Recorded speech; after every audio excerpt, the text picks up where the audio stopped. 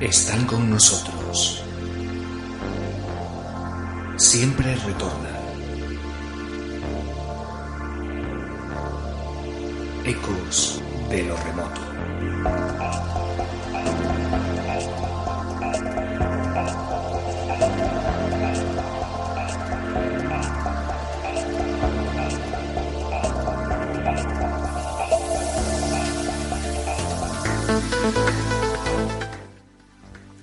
Buenas noches, muy bienvenidos a un programa más de Ecos de lo Remoto. Una jornada de terror, la que nos queda por delante, de terror, pero siempre si es para aprender, bienvenido sea. Siempre que se pueda sacar un mensaje y también a lo mejor alguna precaución para algunas personas que estén metidas en asuntos un poco turbios.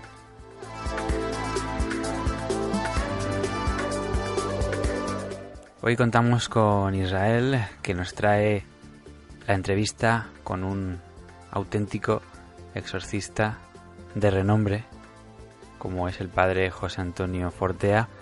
Vamos a saludarle. Muy buenas, Israel. Hola Álvaro, ¿qué tal? Pues sí, la verdad que hablar con Fortea pues es algo impactante, porque es alguien que hemos visto desde siempre en los programas de misterio, en televisión, hablando sobre exorcismos.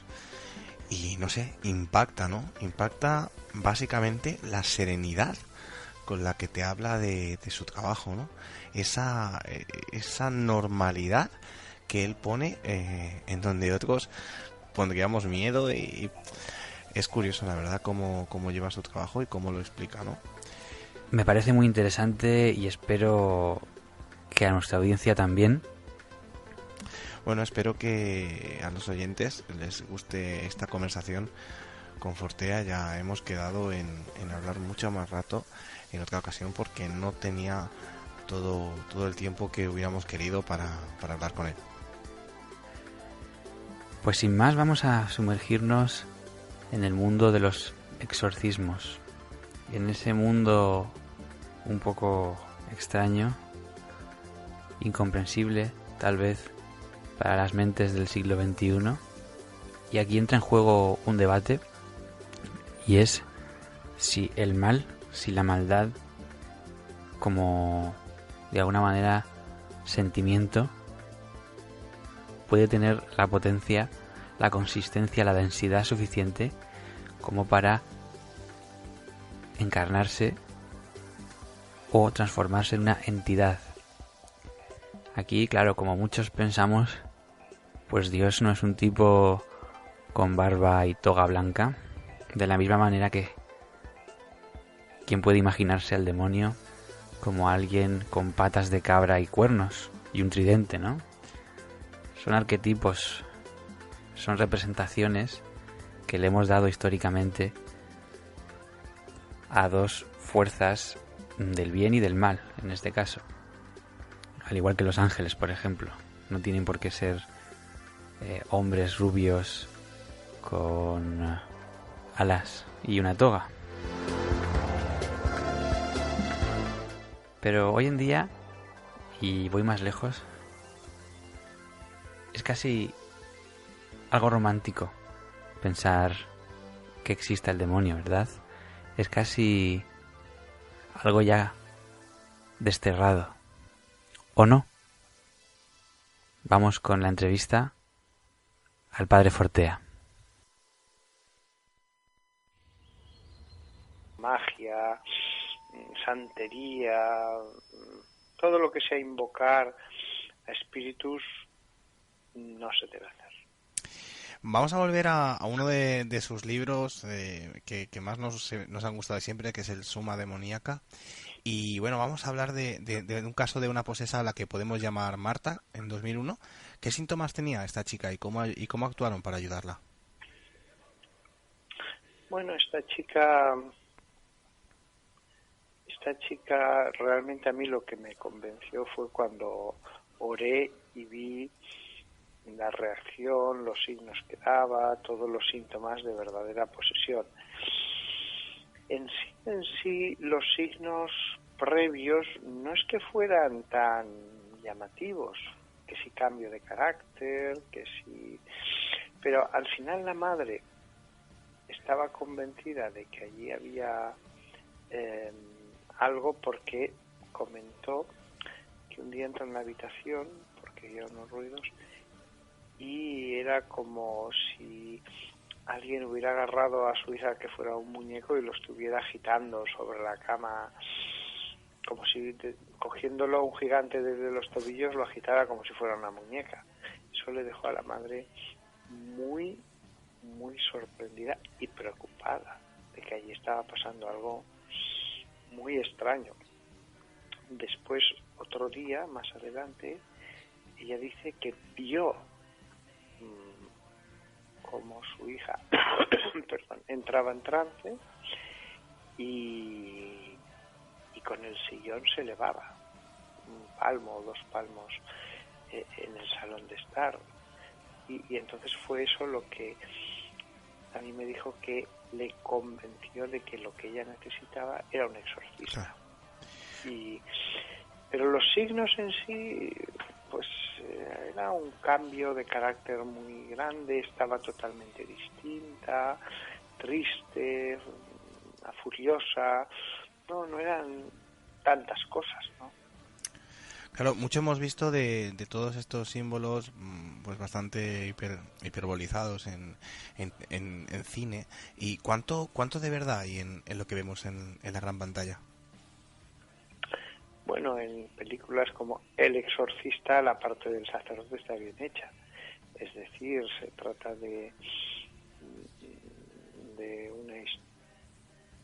se ve como el sacerdote coge el ritual y lo va leyendo y lo va siguiendo. Bueno, la parte del sacerdote está bien. Es la parte del poseso la que no es cierto que le cambie el color de la cara, ni el color de los ojos, ni que ocurran tantos hechos verdaderamente preternaturales de que todo se mueve, la temperatura baja y tal. No, esa parte está exagerada, en cuanto que sí que es cierto que reacciona con esa psicología, pero no es cierto que ocurran todos los hechos extraordinarios que se hablan allí. O sea, la psicología del proceso sí que está bien reflejada. Sí. La parte de hechos extraordinarios, personalmente yo no he visto nada de todo eso. Claro, ¿los exorcistas tienen que estar hechos de una pasta especial o todo se puede aprender?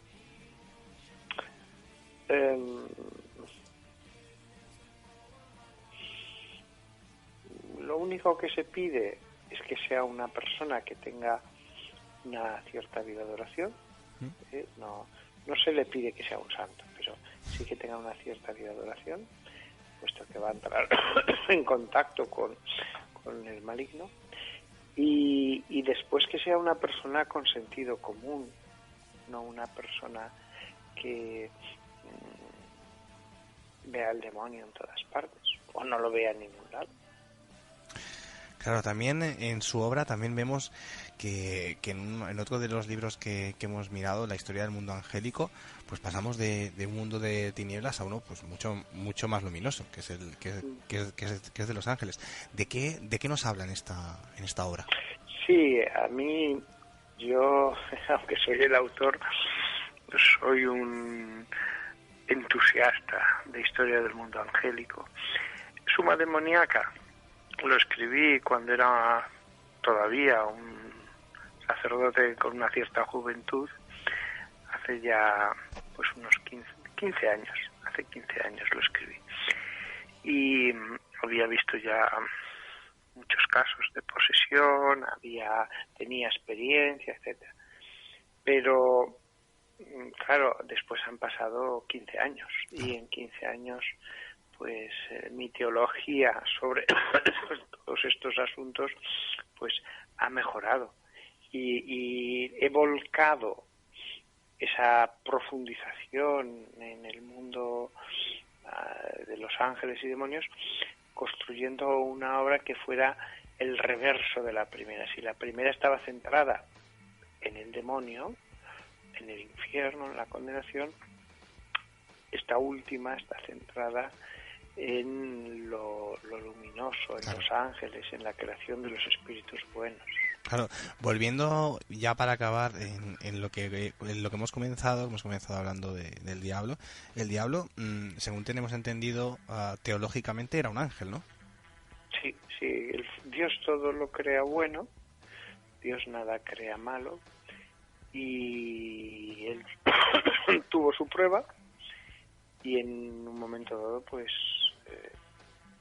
se rebeló contra Dios, y entonces poco a poco se fue malignizando, poco a poco se fue transformando en un ser monstruoso. No fue de golpe, fue todo un largo, lento proceso. Bueno, lo mismo que los seres humanos, podemos irnos transformando en algo peor. Eso es lo que le ocurrió al final a ese ser que llamamos Satanás. Él fue creado bueno, pero poco a poco se fue haciendo malo. Y bueno, como último consejo, ¿qué es lo que tenemos que tener miedo al maligno? No, lo que no hay que hacer es ponerse en el peligro, llamando a ese tipo de espíritus.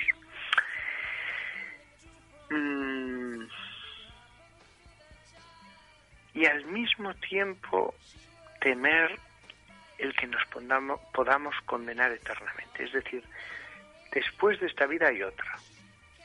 Y debemos entender que podemos, ante la santidad de Dios, ser mucho peores de lo que imaginamos. Y por lo tanto, esforzarnos, aunque solo sea un poco, en lograr estar dentro del orden de Dios, dentro de lo que Dios quiere, de sus mandamientos, de ese poco que nos esforcemos, nos irá acercando cada vez más a Dios y irá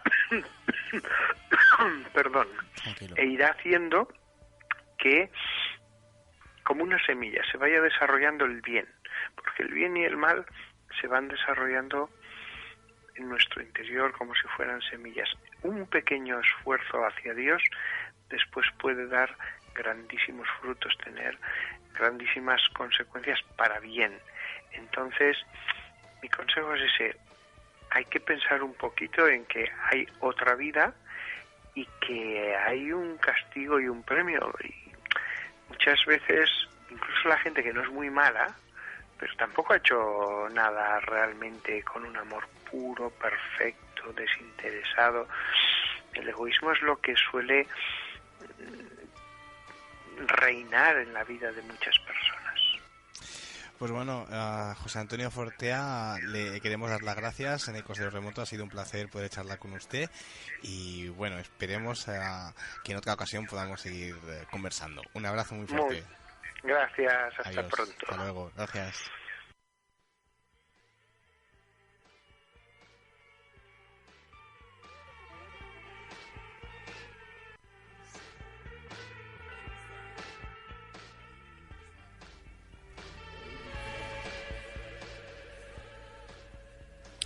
Pues ahí estaba Israel hablando con el padre Fortea. La verdad es que, bueno, uno se queda un poco sorprendido escuchando la naturalidad con la que lo cuenta y la tranquilidad, ¿no? Esas pausas dramáticas que hacía el padre para pensar cómo iba a decirlo de la forma más natural posible también, claro. Cómo iba a contar lo que venía a continuación. Esperamos que se recupere de esa tos. Y si nos oye, le mandamos un fuerte abrazo y esperamos poder contar con él en otro momento, al igual que con casi todos los personajes, personalidades que pueblan Ecos de lo Remoto. Continuamos hablando un poquito, muy brevemente, antes de contactar con Teresa Porqueras y hablar de su libro Cara a cara con Satanás. Vamos a continuar. Yo le pedí a Israel, que hoy se ha ausentado un poquillo, le pedí que me trajera porque sé que a él le encanta, una reseña cinematográfica de lo que ha sido la saga del Exorcista, y con esta nueva serie que ha salido ahora, que es impresionante, que continúa con los hechos que comenzaron en la primera película. Y esto es lo que nos ha contado. Vamos a ver y después os cuento una curiosidad. Sin embargo, muchos de esos espectadores se salieron antes de que la película terminase. Otros se desmayaron, otros vomitaron allí mismo, en el cine. Y por lo que uno ve y oye, puede añadir, otros dieron gritos histéricos, otros parecieron perder momentáneamente la razón, otros lloraron de miedo, otros se sintieron poseídos del demonio. Todo eso es cierto y se sabe. Todo eso puede ser quizá el producto de una alucinación colectiva, pero los miles y miles de personas que cada día en muchas ciudades de Norteamérica se apiñan a la puerta de los cines que pasan El Exorcista no van engañados. De hecho, esperan, temen, tal vez desean, sufrir ellos mismos esa que le dicen tan terrorífica alucinación.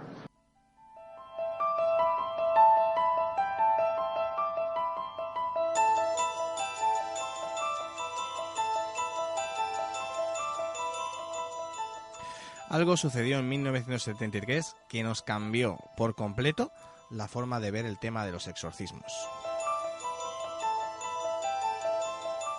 Y eso fue El Exorcista, la película estrenada en ese año, dirigida por William Friedkin, sobre un guión escrito por William Peter Blatty, basado en la misma novela del año 71, que solo en Estados Unidos vendió, atención, 13 millones de ejemplares.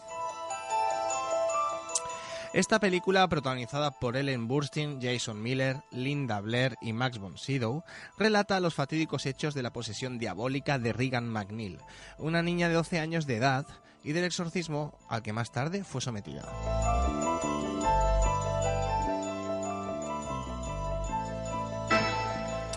Fue muy bien, pero eso no impidió pues que la saga continuara, y continuó con El Exorcista 2, El hereje, bajo la dirección de John Boorman, el año 77.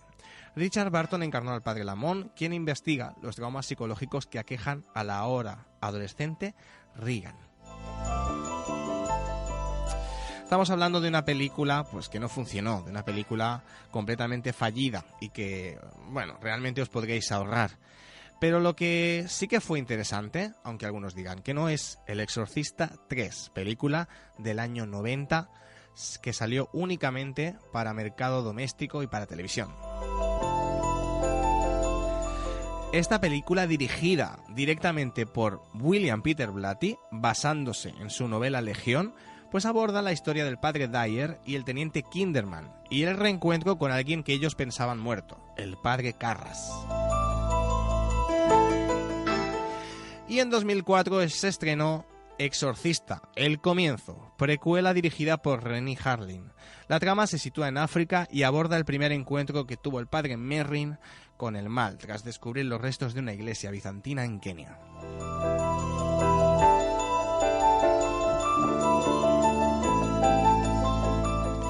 Y este año 2016 nos deja algo fantástico, una recomendación desde Ecos de lo Remoto de una serie que no os podéis perder. El Exorcista se ha convertido en serie y lo ha hecho en la Fox. Y bueno, tenemos una versión del Exorcista moderna, una versión transformada en thriller y que no os podéis perder, y que realmente no os vamos a hacer spoiler. El Exorcista, la serie, pues cuenta con Gina Davis, con Alfonso Herrera, Ben Daniels. Y pues narra... Bueno, no os diremos lo que narra. ¿Será una continuación de la historia original? Mejor que lo veáis vosotros y nos comentéis. Nosotros ya la hemos visto y os queremos decir que es muy recomendable. Venga, saludos.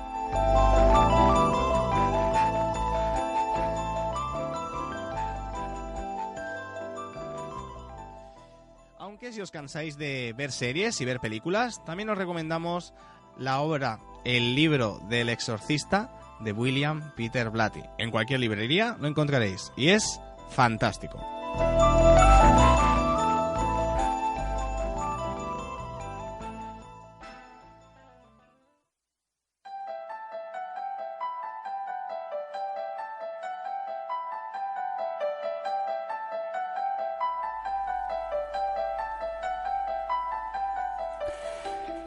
¿Sabíais que el libro El exorcista de William Peter Blatty está basado en un caso real? Bueno, pues voy a contaros un poquito sobre el exorcismo de Roland Doe. Un chico nacido el 1 de junio de 1935 en el seno de una familia bastante religiosa, en este caso luterana, que en la década de los 40 vivía en Maryland, en Estados Unidos. Era hijo único, Roland, nombre en clave suponemos, pero esto no le impedía divertirse cuando era pequeño y jugar con su tía Harriet.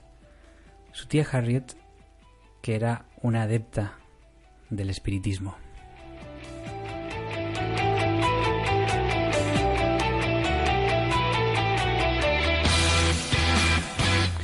Se dice que desde pequeño Roland Doe jugueteó con el tablero maldito de la Ouija. Realizó extraños rituales que no tenían nada que ver con su temprana edad. Y es que a los 13 años, a la temprana edad de 13, fallece su tía residiendo en San Luis.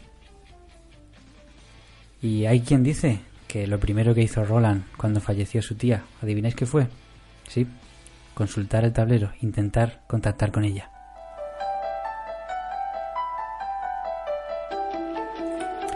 Dice la Iglesia anglicana y bueno, varias doctrinas religiosas católicas que el hecho de utilizar este tablero lo único que hace es incrementar las probabilidades de que exista una posesión. Es decir, ellos responden claramente, para mí no está tan claro, que cuando abrimos la puerta tenebrosa de la Ouija para contactar con el otro lado, quien nos espera es el demonio.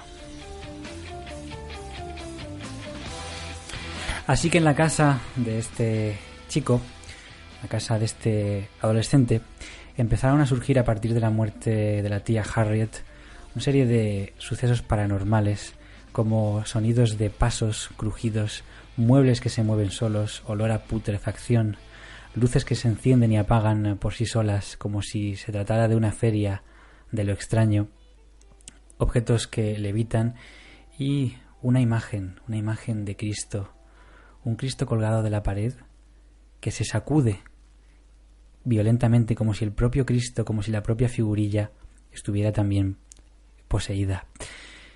Fueron a la casa hasta 9 curas, 9 religiosos y casi 40 fueron los testigos que firmaron las actas para que la Iglesia revisara el caso y pudieran mandar, pudieran mandar un exorcista, lo que todos estamos pensando, ¿verdad? Porque lo que sucedía allí no era normal. Además, los propios compañeros de Roland dijeron que mientras él estaba en clase, las cosas no iban bien. Mientras él estaba en clase, se movían los pupitres solos.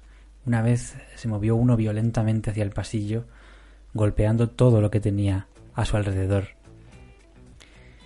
La familia por fin acudió al reverendo Luther Mills Schultz para que evaluara el tema, ya que el niño fue revisado, fue examinado por diferentes especialistas de la medicina, por supuesto por psiquiatras, pero no encontraron ninguna explicación a su mal.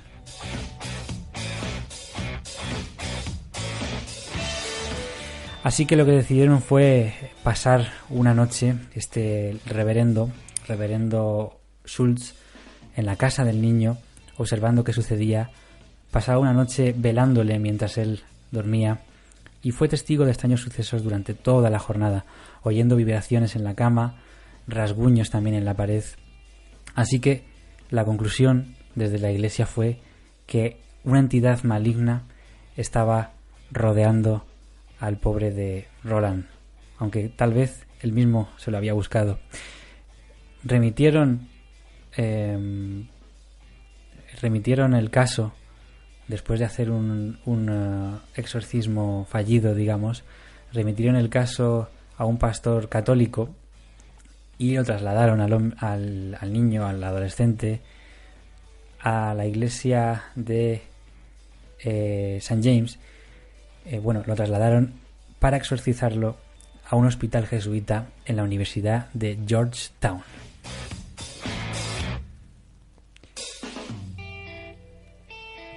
Pero el primer ritual que le realizaron los católicos allí tuvo que ser detenido, tuvo que ser parado, porque Roland agredió violentamente al pastor, causándole una herida que tuvo que ser intervenida en un hospital.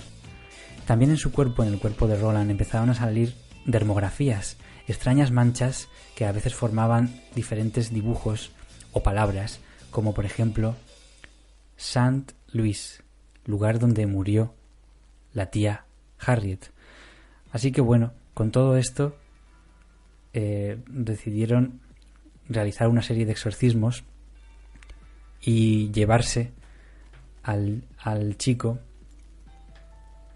a la casa donde estuvieron en un principio.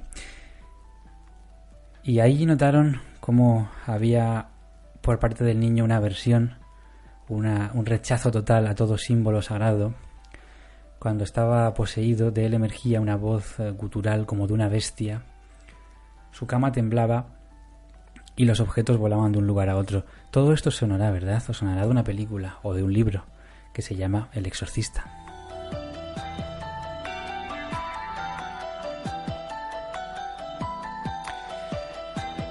Una vez conseguido a toda la burocracia para realizar una serie de exorcismos, concretamente 30, durante varias semanas, finalmente dice que los testigos que estaban allí dicen que se escuchó un ruido como si fuera el disparo de una escopeta, que quería decir que ya había terminado. Y efectivamente, al parecer, la familia nunca tuvo ningún quebradero de cabeza. El chico pudo volver a su vida normal y se convirtió en una persona casada, con éxito, con familia, en fin, en una persona normal. Todo esto después de los 30 exorcismos. ¿Qué os parece la historia real que hay detrás del exorcista? Por cierto, hace muy poquito se nos fue el autor y guionista William Peter Blatty en el pasado mes de enero, y a él le dedicamos este programa.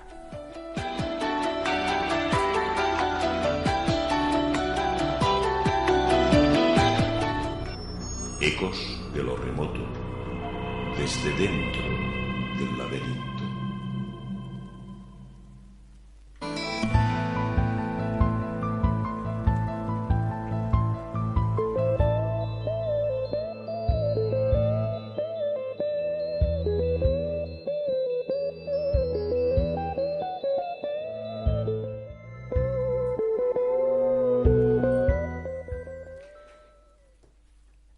Pues tenemos ya al otro lado de la línea a Teresa Porqueras, licenciada en Filología Hispánica. Ha colaborado en diversos medios de comunicación relacionados algunos con el misterio, como el programa Misteris con Sebastián Darbo, o en algunas revistas especializadas. Además, también ha trabajado como redactora en su productora Teva Films.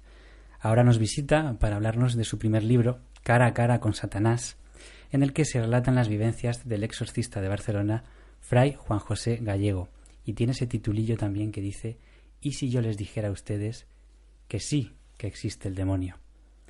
Vamos a saludarla. Muy buenas, Teresa. Un placer estar en tu programa, Álvaro. Buenas noches. Buenas noches, y vamos a pasarlo bien aquí también hablando del contenido del libro, que aunque sea muy serio y tremendo en algunos aspectos, pues también se trata no solo de dar miedo, sino de aprender un poco. Teresa comenta en las primeras páginas que se trata de un libro, y a mí me llamó la atención, envuelto en una serie de extrañas casualidades. Así que cuéntanos un poco sobre ello y cómo surge la idea de hacer este libro, y si había un interés previo en el tema de exorcismos, posesiones y demás. Pues mira, yo soy una enamorada del misterio, como todos los que están escuchando este programa y como tú mismo, Álvaro. Y a mí siempre todo lo que es misterioso, lo esotérico, lo extraño, siempre me ha llamado mucho la atención. Y ya llevo unos cuantos años en esto del misterio y he visitado muchas casas encantadas, y he hecho psicofonías, ouijas, y bueno, he investigado temas sobre ovnis. Y esto como de los exorcismos como que me faltaba en esa historia de aprender sobre el misterio.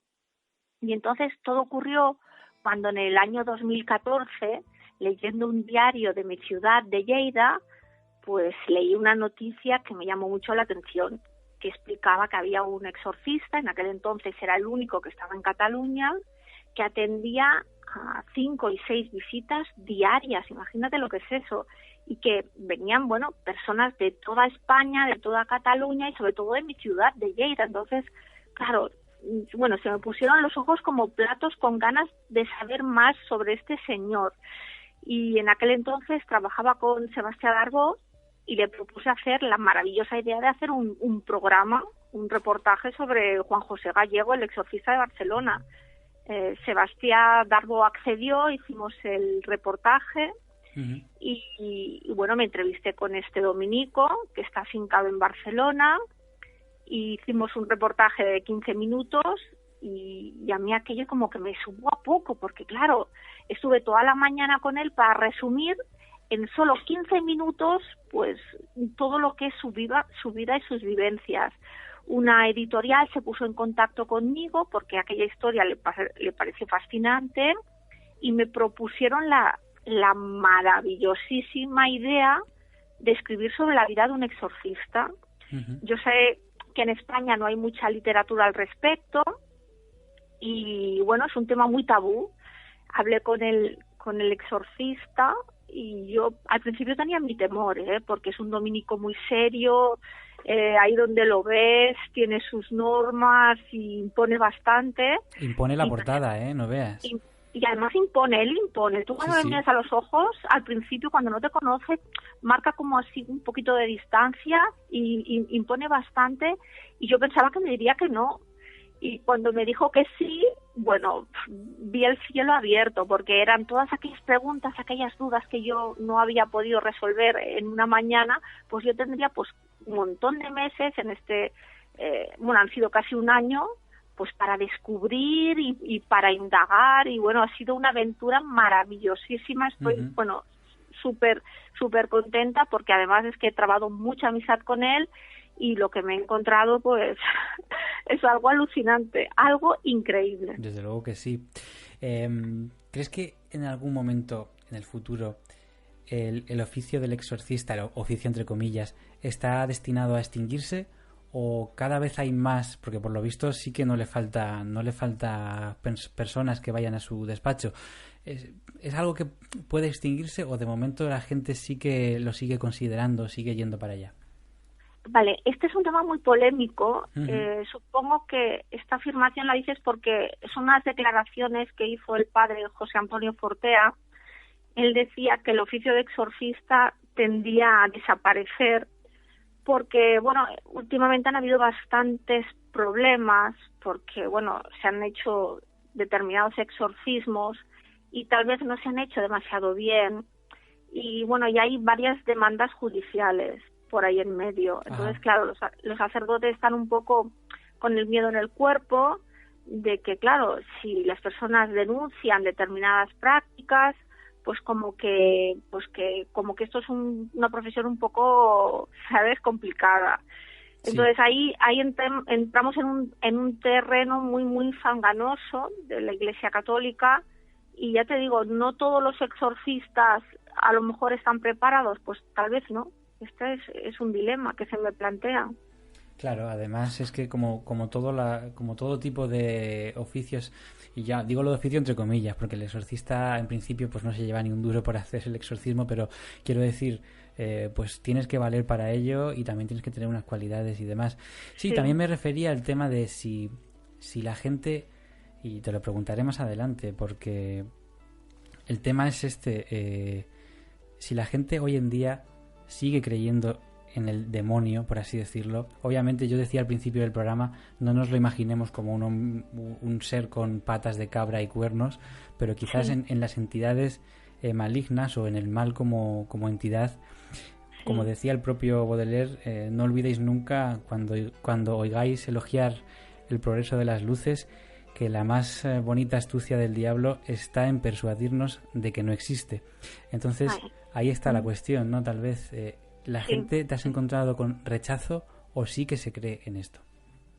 a ver, dentro de la mente colectiva del hombre, y yo misma tengo esa sensación, cuando hablamos de Satanás, en nosotros hay un rechazo. Yo misma tengo miedo cuando pronuncio esta palabra, porque me lo han inculcado por la sociedad, por la religión, y todos relacionamos Satanás con miedo, con terror, y hay algo en nuestro ADN que nos dice que existe el mal. Entonces, yo desde la experiencia de escribir el libro, muchas veces me preguntan si creo en la existencia del demonio. Uh-huh. Yo me cuesta no creer. O sea, yo reconozco que hay maldad en la tierra, en el mundo, en los actos que rodean al ser humano, y tal vez hay una energía maligna. Nunca nadie podremos saber exactamente si existe algo. Lo que yo te puedo decir es que después de hablar con exorcistas, que sé que no me mienten, después de haber hablado con poseídos, con familiares de poseídos y todo su sufrimiento, yo sé que existe una energía, algo que de alguna manera interactúa con el hombre. Uh-huh. No sé si se le puede llamar demonio o qué es, pero existe algo incomprensible que ahora mismo no tiene ninguna explicación, eso te lo puedo asegurar. Sí. Uh-huh.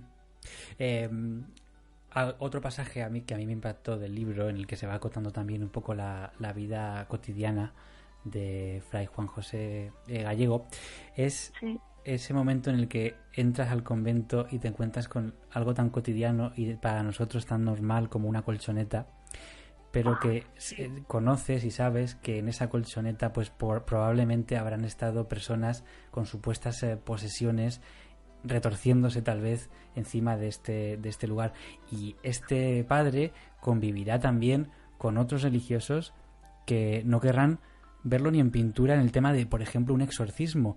Cómo la propia Iglesia también afronta todo esto. Hay incluso curas que casi ni creen en el demonio, pero hay otros que directamente sienten un rechazo total, de que no quieren ni pasar cerca, ¿verdad?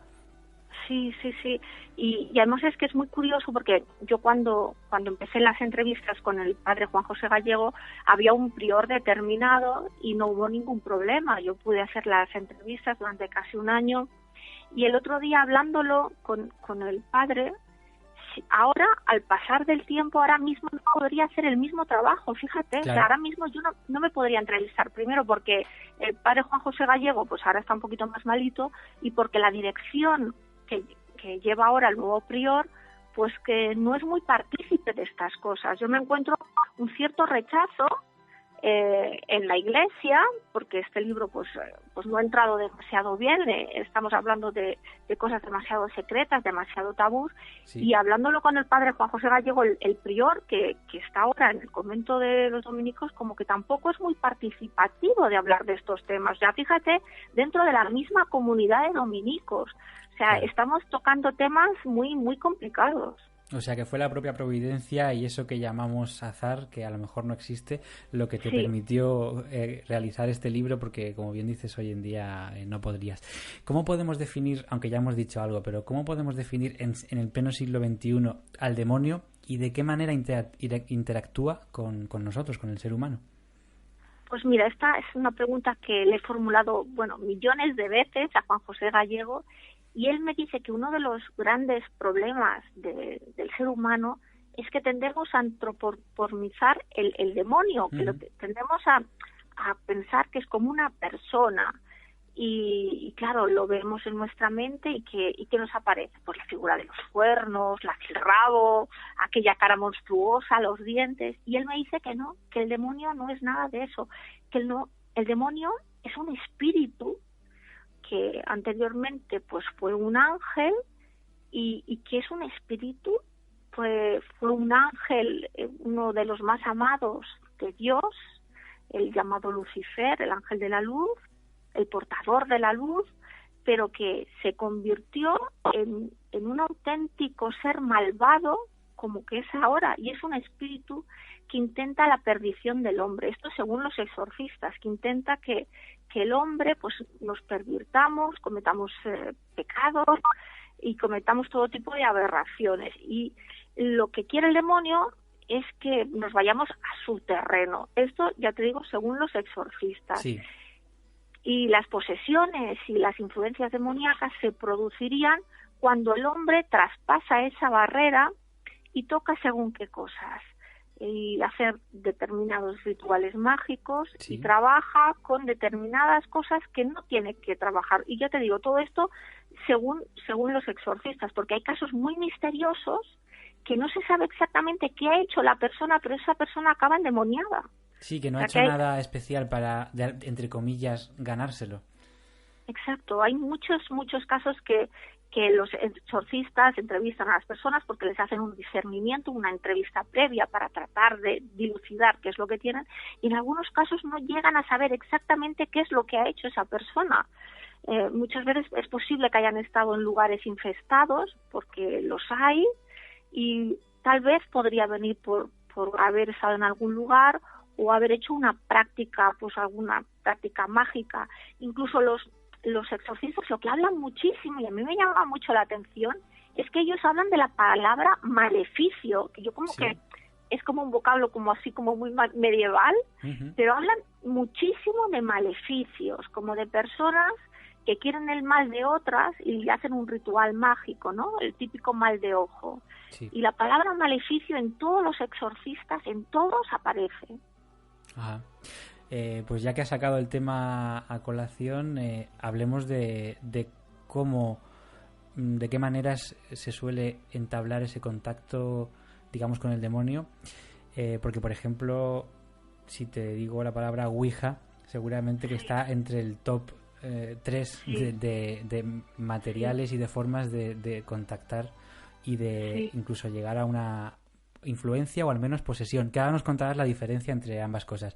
¿De qué manera se puede, digamos, también para que la gente, si quiere evitarlo mejor, de qué manera se puede contactar con esas fuerzas del mal, por así decirlo?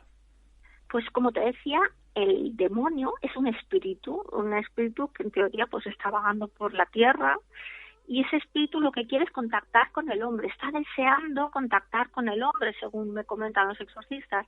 Entonces, si pues las personas realizan determinados rituales, como es una ouija no es más que un tablero en el que tú estás evocando pues una comunicación con seres determinados. Entonces, justamente la ouija es el canal perfecto para que se pueda producir una influencia demoníaca.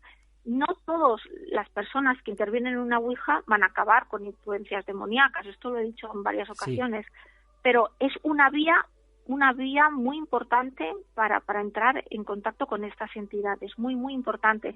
De hecho, el sacerdote me explicaba de personas que habían realizado ouijas, y estos todos conocemos historias, y de que después de la ouija, en la misma casa por la noche, oyen ruidos, ven sombras, empiezan incluso a oler olores extraños, sienten la presencia como de un ser que les persigue en la propia casa, y esto contado por el exorcista.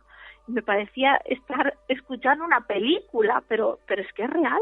Totalmente. Y simplemente por estar jugando, por ejemplo, con la ouija, ¿sí?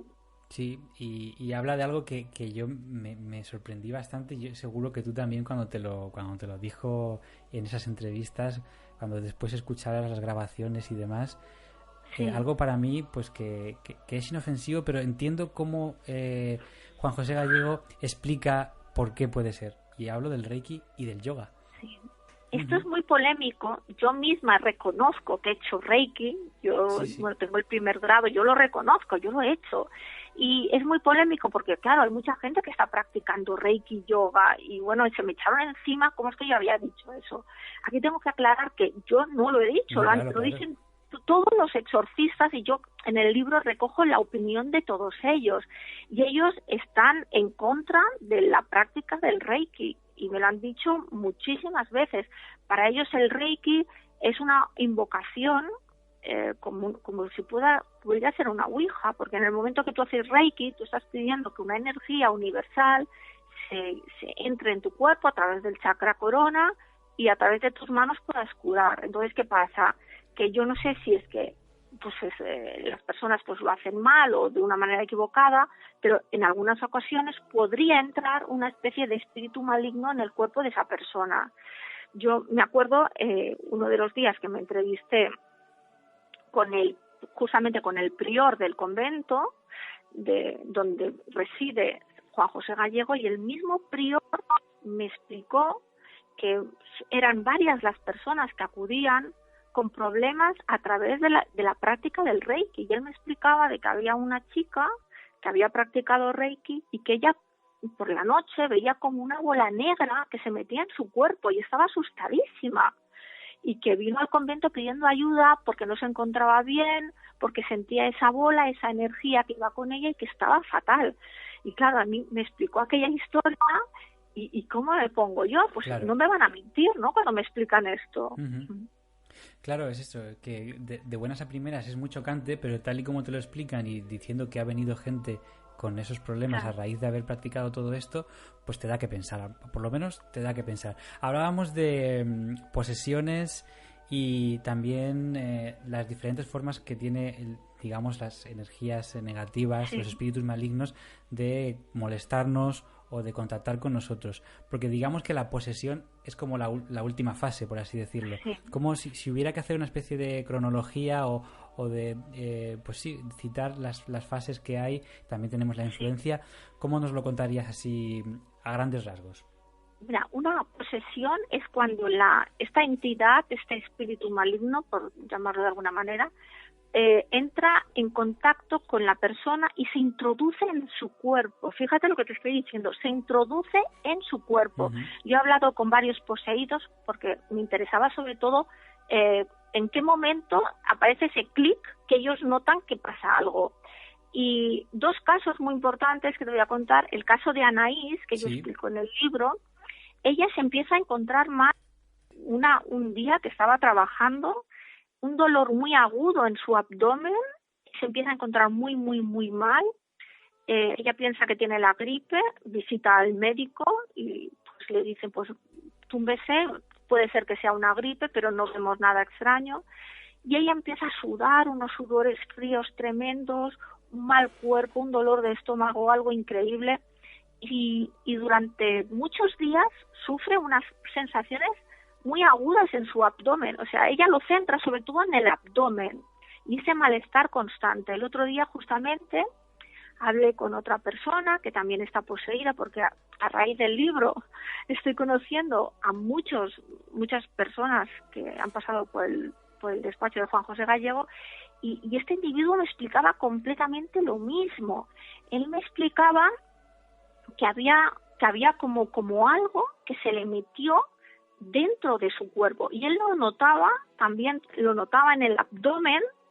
Él incluso me decía como que el tórax se le había subido y durante unos días tenía como el tórax más elevado, y que al cabo de 2 o 3 días notó un golpe fuerte en la cabeza y notó como algo o alguien se metía dentro de su boca. Yo me quedé alucinada cuando dentro de su boca, lo notaba dentro de su boca, y yo le decía, ¿y tú dónde lo tienes? Y dice, yo lo noto en la barriga. Digo, justamente, exactamente que Anaís, el mismo caso, o sea, se lo notan dentro. De hecho, en los exorcismos que Anaís sufre casi cada semana, en una ocasión ella me explicó que su barriga, que ella la nota como que el demonio está dentro de su barriga, en cierta ocasión se ondulaba, y todos los presentes lo pudieron ver, cómo se llegaba a ondular y como una especie de mano, la forma de la mano salía de su barriga. O sea, yo cuando me lo explicó me quedé alucinada. Esto que te estoy comentando, luego le pregunté a los colaboradores y me dijeron que sí, que había sido así. O sea, es algo físico, o sea, la posesión sería algo físico. Ajá. Completamente. O sea, el ser en cuestión se mete dentro del cuerpo de la persona y la domina por completo, no las 24 horas, sí, pero sí gran parte de su tiempo. De hecho, yo cuando estuve hablando con Anaís, yo quería saber cómo reaccionaba, y en el momento que hablábamos de Dios o que hablaba del demonio, pues su cuerpo pues se transformaba, o sea, la cara le cambiaba, los ojos, la expresión de la cara, la forma de hablar, o sea, completamente diferente, como si estuviera hablando con otra persona, es que incluso tenía como un acento como de hombre. Uh-huh. Y se le transforma todo el cuerpo, o sea, empezaba a convulsionar y realmente sí, estaba posesionada por un ser que la domina, y ella nota, por ejemplo, Anaís nota cómo ese ser en ese momento se ha enfadado. Ajá. Y ella me decía, está enfadado, igual que el chico que hace poco que estoy hablando con él, que también me lo comenta, cuando el ser que tiene dentro se enfada, como que lo notan, o sea, es una conexión telepática con lo que sea, que ellos notan exactamente lo que sucede dentro de ellos. Ajá, nos quedan 2 minutitos sí. Para explicar lo que es la influencia. Sería más bien que ese espíritu maligno de alguna manera sí. te ronda, pero no está en tu interior. Exacto, es algo más light, por decirlo de alguna manera, y no posesiona el cuerpo de la persona, y simplemente sufren alteraciones, pero exteriores, o sea, tienen sueños recurrentes, tienen muchas visiones escalofriantes, sienten la sensación de que hay un ser que va con ellos, pero nunca este ser se introduce dentro del cuerpo de la persona. Sería la diferencia. Pues todo esto lo podemos ver de alguna manera bastante bien explicado en la serie televisiva que se ha hecho ahora, llamada también El Exorcista, y donde pues de alguna forma es eso, el espíritu que te ronda, y que cuando en esta serie dicen que cuando aceptas de alguna manera contra tu voluntad, pero tienes que aceptar, ese demonio se mete dentro de ti, y ya eso es muy difícil darle la vuelta, según cuentan también en la serie. Suponemos aquí que muchas veces el exorcismo, aunque se tenga que repetir, sí que servirá, sí que aliviará, y que incluso llegará a convertir la vida de la persona en algo pues más natural, más normal, y dejará de sentir ese acompañamiento tan negativo. Para terminar, en 30 segundos, ¿qué has aprendido o de qué manera te ha podido cambiar investigar sobre todo esto, entrevistar al exorcista de Barcelona y de alguna manera escribir cara a cara con Satanás? Pues mira, me ha cambiado porque al conocer a estas personas he conocido que hay realidades que ni te lo puedes imaginar que existen. Existe algo invisible que no tiene explicación y que realmente convive con el ser humano. O sea, me ha cambiado bastante profundamente como persona. Uh-huh. Pues te emplazamos, Teresa, ahora que has dicho que estás en contacto con otras personas a raíz del libro, yo creo que esto merece una parte 2 también literaria, quiero decir, da para otro libro en cuanto a experiencias de los demás. Te emplazamos aquí a que nos lo cuentes en Ecos de lo Remoto. Un placer y muchas gracias. Un placer estar contigo, Álvaro, y muchísimas gracias. Un abrazo. Venga, un abrazo, hasta luego.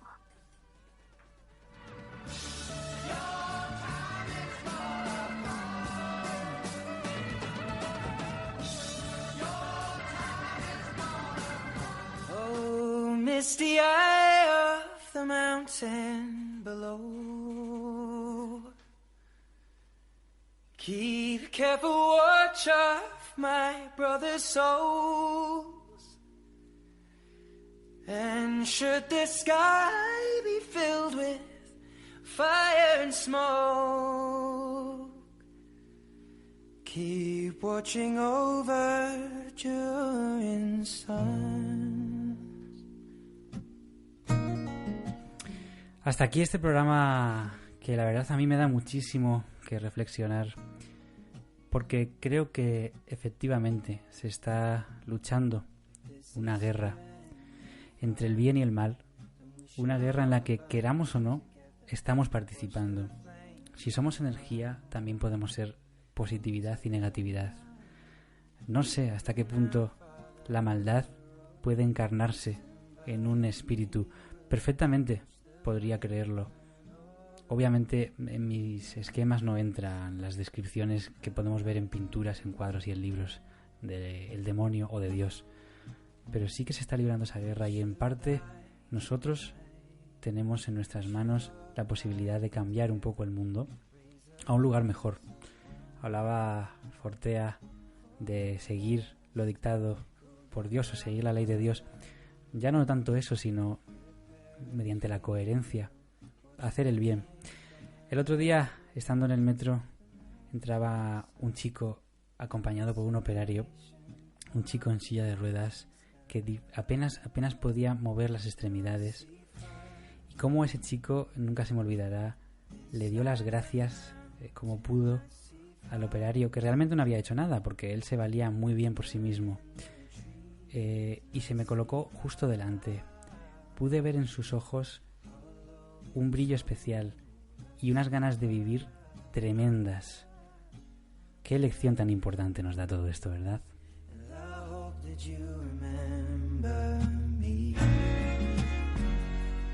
Nos vemos la semana que viene con más Ecos de lo Remoto, con Israel y con nuevos temas. Un abrazo y cuidaros mucho.